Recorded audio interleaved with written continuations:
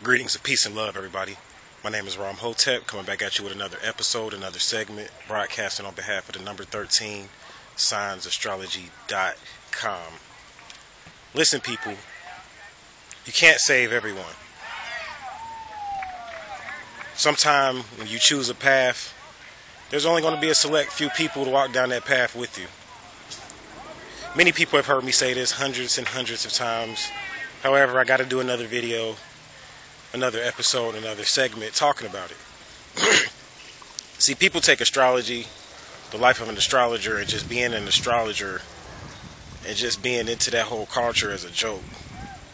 You know, you got some niggas out there that look at, yeah, I said niggas, that look at astrology like it's some type of a faggot science or a pseudoscience or just, you know, some science that some chump gets into. You know what I'm saying? And they don't realize the type of work, the type of blood that you got to shed, you know what I'm saying, and just the amount of sweat that you're going to expire in doing something like astrology. I'm saying all this because time after time I do videos helping people and enlightening people, and time after time, you know, we see these people on the comments and these different fans that tend to want to stir up dissension, you know, cause problems in the movement. A lot of this is a part of groupthink. A lot of these people are cronies, clones, followers, following up behind some whiz. That's what I call them. Some wizard or the whiz. Hotep is not the whiz. I'm right here. You know what I'm saying? People know exactly where I'm at. You know what I'm saying? You got all of these teachers out here, these so-called leaders that they can't address you. They can't confront you. They're not going to say anything to you. They're going to send their clones and their, you know, their cronies and things like that out there. So that's why when you get into anything spiritual, and astrology teaches you this, you have to know that there's a warrior or a war aspect to it. It's not, you know, turn the other cheek. You know, like in astrology, we have planets like Mars, which deals with warfare, handguns, combat, hand-to-hand combat, martial arts. Martial arts, you see in the term martial, you see Mars, of course, or Mar, which Mar is another name for Moor, like me. My name is Maurice. See, I'm a true Moor. I'm a true Moor, and that's what a lot of people, they hate that too, you know what I'm saying, because I'm not a part of your group think thing. You know what I'm saying? Being a Moor, we started many groups. We don't get caught up into one. We're universalists. This is why astrology is the only thing that could ever confine our spirits. So in astrology, you got planets like Mars, Pluto. Pluto is another warrior planet dealing with explosives and research when it comes to attack and death and transformation. So Pluto is another key planet.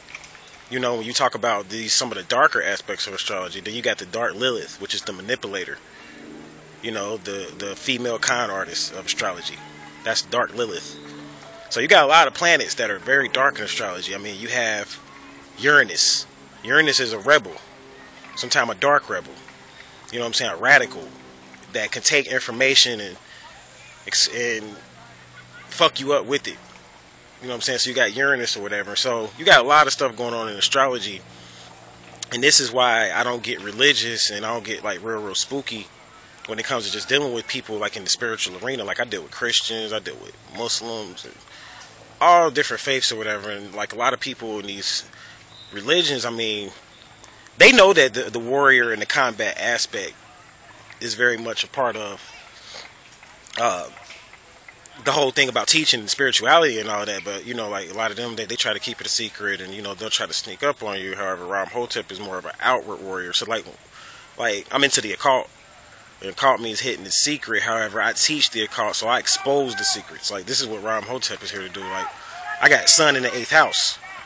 See, so I expose the secrets. I expose the 8th house. When you put Sun in the 8th house, you expose all the secrets. So I can't help but my very existence is going to expose all of that shit, and then my bloodline too. You know what I'm saying? There's another thing that people don't seem to like, is because things that you do have to be in your bloodline or has to be in your natal chart. You know what I'm saying? Like if you a chump, it's in your natal chart to be a chump. You know what I'm saying? If you're a follower or one that's caught up in the group think, it's in your natal chart to be a follower or one who's caught up in the group think. If you're a leader or a hero or whatever it is, then it's in your natal chart to be a hero or a leader. You know what I'm saying? If you're a loser, then either it's in your natal chart to be a loser or you lost. You failed your natal chart. It's only two ways you're going to be a loser. So that's how I look at things. Not caught up in no group think. So you got a group of people that call themselves teachers and all of this and all of that, and they like to use their age a lot of times as a reason as to why people should listen to them and follow them. And they say, well, I'm the elder, or, you know, like, basically you guys are like my sons or my students because I'm the elder and I should be the one teaching. And people like to use their age a lot of times to denote some type of rank, meaning that they're better or whatever because they older than you or whatever. However, see, I studied spirituality. I'm not caught up into your worldly, mundane subjects such as age. Age is bullshit. When you study the occult and you study metaphysics, I should say, you'll get into researching the indigos. You know, the indigos are old souls. The indigos are old souls. The indigo souls are older than, you know, a lot of these guys out here that are saying they're older. So yeah, you might be older, but my spirit may be more mature than yours. And that's something that you have to accept. So I'm just saying that. See, I speak for the young people out there that have ideas and opinions and, you know, they want to say stuff. But then you got these older guys that's kind of like intimidating them. And older females too. Yeah, I said it. Older females and males that are intimidating certain people from speaking their mind and speaking truth. And that creates a lot of negative energy on a collective scale. You wonder why the world is screwed up. People always say, why does it got to be so much killing? Why can't the world can't just be a better place? It's because all this damn fucking built up negative energy that we have inside of us that's creating this dark reality that plays itself out sporadically when people tap into it, and we call that chaos. However, it's just dark energy that needs to be expressed. And you got young people that are very radical. They want to express a lot of stuff. You know, they have like the sexual taboos. They want to reveal that. You know what I'm saying? Like all of that type of stuff. They want to hear that and know the other end to that. Not the guilt aspect of it. And the guilt aspect of it is what's causing a lot of the shit to go on or whatever. So the thing is that it's a lot of people, they use their age or they use, you know, their rank in some group or some organization to say that they should be a leader over you. But my thing is, it's only two things I'm going to look at when it comes to me following someone, listening to someone, or whatever you want to call it or whatever. So this goes for anybody. If you want to address me, there's two things I'm going to be looking at. One of them is going to be your natal chart. Another one's going to be your bloodline and your DNA. Now, I'm not into teaching bloodline and DNA in the sense of like racism, like because I'm black and you're white, I'm better and all that. I deal with actual blood. There's like 24 different bloodlines or something even more than that, like 30-something different bloodlines that humans have or whatever. So all blood is not created equal. Just like all meat is not created equal. You know, you got, you know what I'm saying, different parts of the chicken. The breast costs a little bit more than the leg. You know what I'm saying? So it's the same thing with blood or whatever. We hate that, but that's just the way it goes. That's why you have a blood bank. Anything you put something in a bank, this means it has value. It has stock. So I'm looking at your bloodline or whatever, and you got a lot of guys, you wonder why they misfits and unhappy. And they call themselves leaders and teachers, but they dark lords. You really want to know why they dark or whatever and they're unhappy is because you're a mutt. You don't know who you are. Either you a mutt or you don't know who you are. You got all these different bloodlines running around and you crazy. You know what I'm saying? Because, and I'm not talking about race mix. See, I'm talking about bloodlines here. I'm not talking about a person that's mixed because you have to study bloodline. And a lot of people, and there's 13 different bloodlines, and a lot of people are mixed up, 13 different royal bloodlines, but then you have sub bloodlines up under that. And a lot of people got these mixed bloodlines running through them.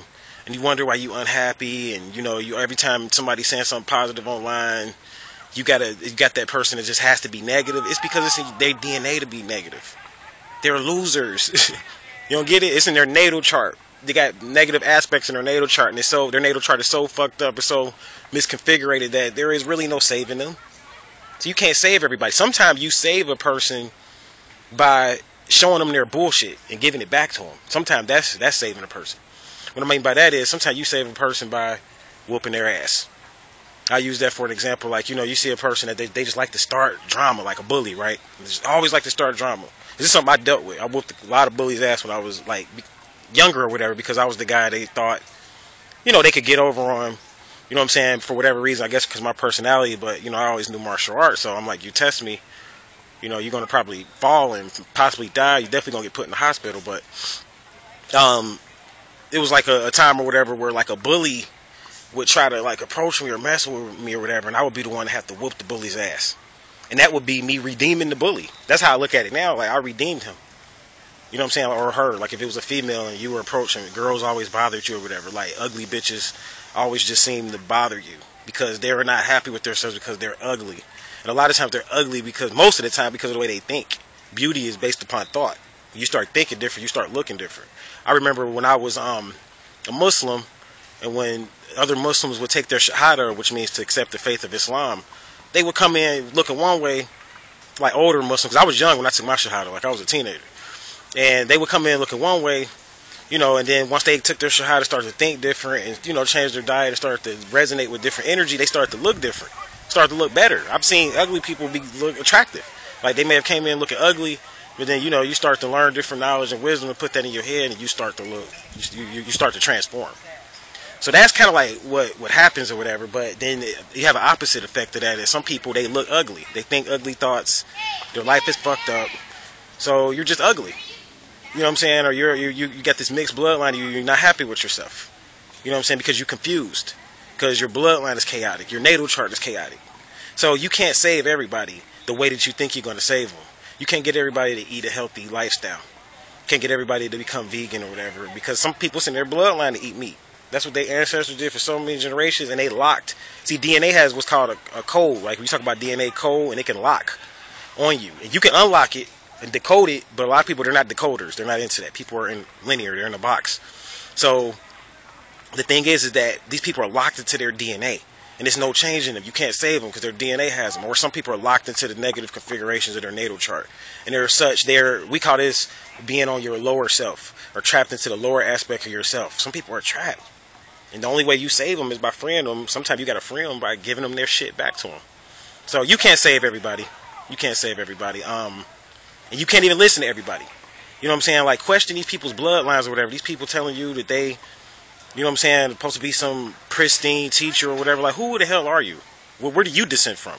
Do you even know yourself? Can you trace yourself back? You should. If you listening to somebody, let me tell you something. If you listen to somebody and this is your guru, this is your teacher, or whatever, your leader, that person needs to prove to you their bloodline. If they can't prove to you their bloodline, the ancients even dealt with this.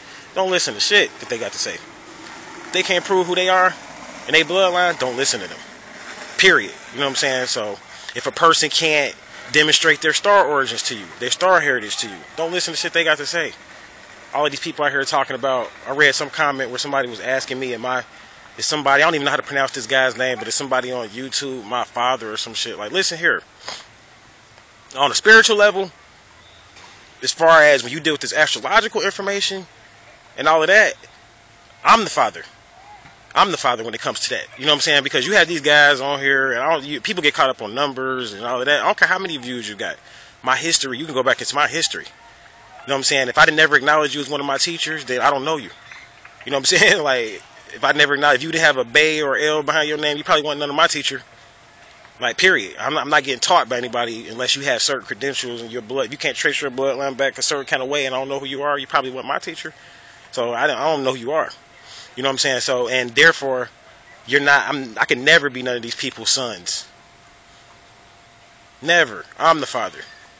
And I'm not saying that in a cocky, boastful way. I'm saying that in the sense of I trace myself back, all the way back to my grandfather.